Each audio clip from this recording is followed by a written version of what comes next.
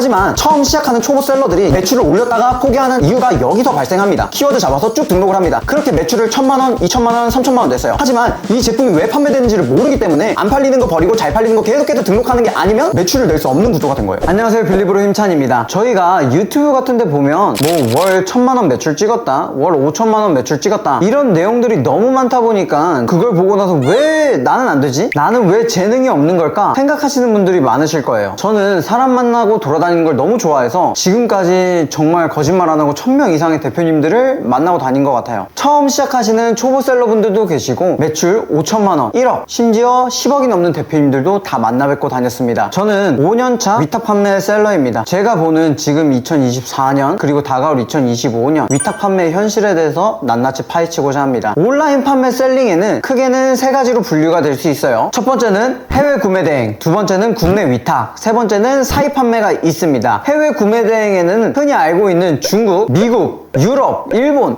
해외에 있는 제품들을 한국에 등록을 해놓고 판매가 되면 구매해서 배송대행지로 보내 고객한테까지 보내주는 구매 대행 서비스가 해외 구매 대행 서비스입니다. 그럼 국내 위탁은 뭘까요? 해외 구매 대행이랑 똑같습니다. 도매처, 위탁처에 있는 제품들을 등록을 해놓고 판매가 되면 위탁에서 제품을 구매해 보내주는 형식입니다. 그러면 사입 판매는 뭘까요? 위탁 판매의 가장 큰 문제점이 재고 관리가 안 된다는 것이에요. 저희가 아무리 잘 팔아봤자 위탁처에서 재고가 품절이 나면 저희가 손 쓸 수 있는 방법이 없어요. 그래서 미리 저희가 재고를 구매해 놓고 저희의 제품을 브랜딩까지 해 나가면서 사입을 해서 판매하는 형식입니다. 그래서 최근에 핫한 로켓 그로스가 있죠.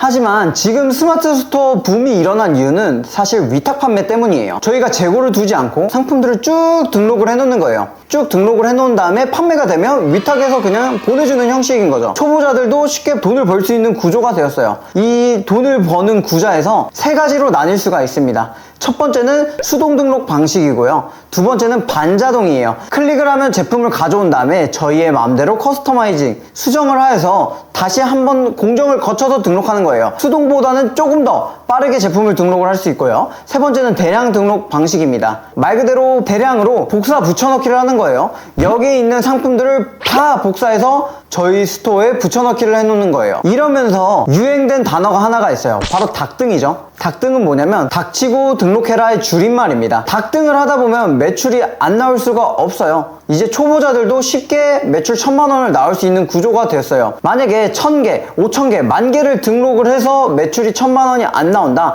그럼 2만 개 등록하면 안 나올까요?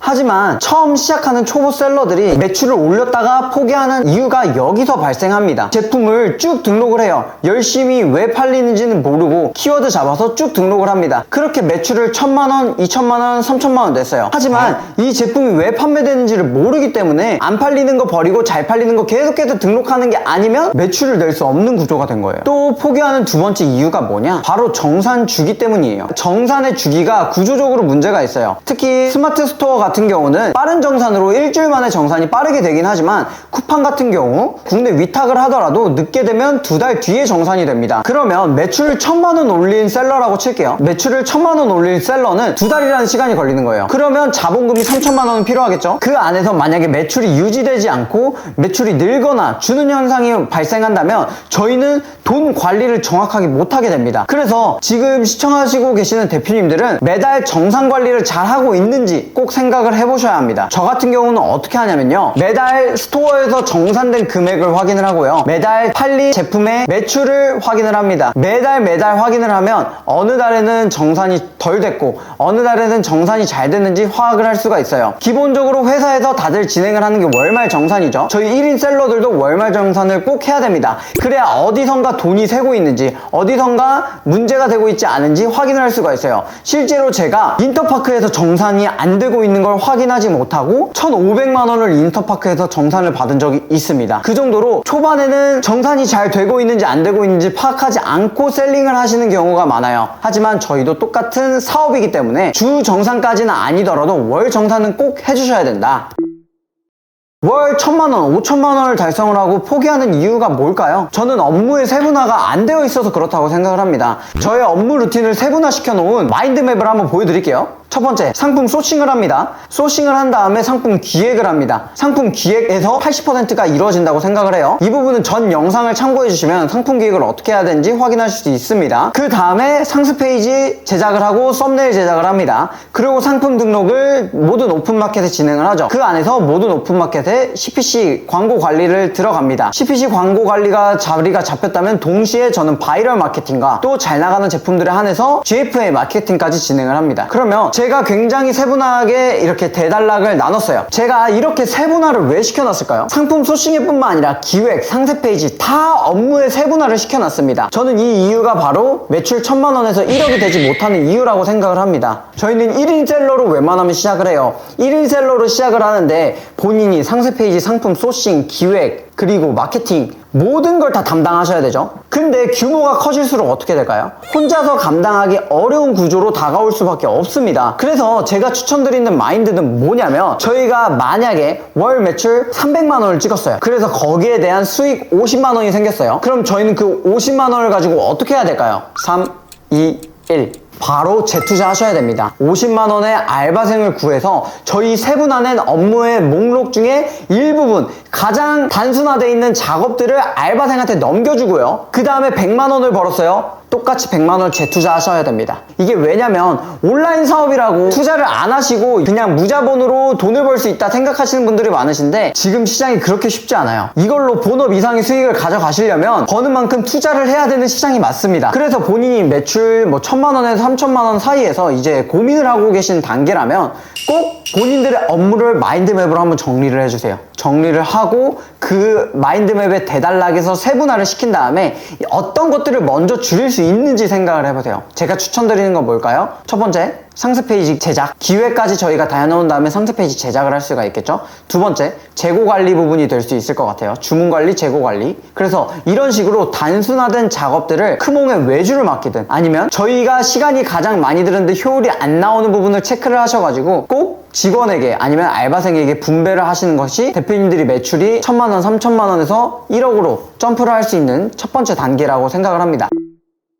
사실은 제가 위탁 판매로 계속 꾸준히 판매를 하고 있어요. 하지만 위탁 판매의 한계는 분명히 존재합니다. 저만 구할 수 있는 제품이 아니에요. 누구든 저와 같은 노력을 한다면 구할 수 있는 제품들이 바로 위탁 판매입니다. 제가 실제로 제품을 판매하는데 저의 제품을 위탁 판매처에서 45,000원에 판매하고 있고요. 저희는 85,000원에 판매를 하고 있습니다. 똑같은 제품인데 다르게 보여서 판매하는 것 뿐이에요. 그러면 저희가 위탁 판매를 하는 순간 똑같은 제품인 게 어쩔 수 없이 드러날 수밖에 없습니다. 여기에 대해서 아이템 위너 경쟁이 따라오게 되고, 심지어 사람들이 역마진으로 들어오는 경우까지 생기게 돼요. 세상에는 제품들이 너무 많지만 그걸 저만 판매하는 게 아니다 보니까 이런 문제점들이 발생한다고 생각을 합니다. 왜냐면 온라인 셀링은 오픈북이거든요. 이미 잘 팔고 있는 사람들이 너무 많아요. 그래서 위탁 판매 한계는 분명히 존재합니다. 두 번째 문제점은 뭐냐면 재고예요. 재고. 제가 6월 매출 그래프 한번 보여드릴게요. 제가 쿠팡으로 위탁 판매 제품을 판매하다 보면 중간에 이렇게 꺼져 있는 부분들이 있죠. 위탁처에서 제품이 품절이 납니다. 저희가 그 제품을 다 팔아버린 거예요. 이 품절 관리만 제가 제대로 했었다면 매출을 훨씬 더 많이 끌어올릴 수 있는 상황이었어요. 하지만 이 재고 관리는 저희 위탁 판매의 한계이기 때문에 저희가 손쓸 수 없는 단점이 있어요.